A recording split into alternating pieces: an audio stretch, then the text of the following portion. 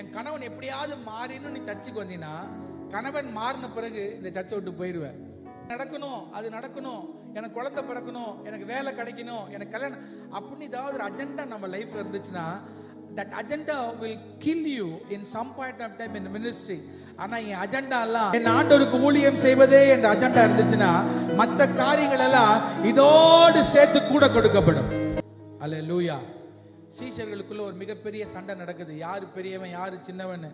ஆண்டவர் சொல்றாரு, எல்லாவற்றுக்கும் பெரியவனாக இருக்க வேண்டிய விரும்புகிறவன் அவன் எல்லாவற்றுக்கும் கீழாக இருக்க வேண்டும்.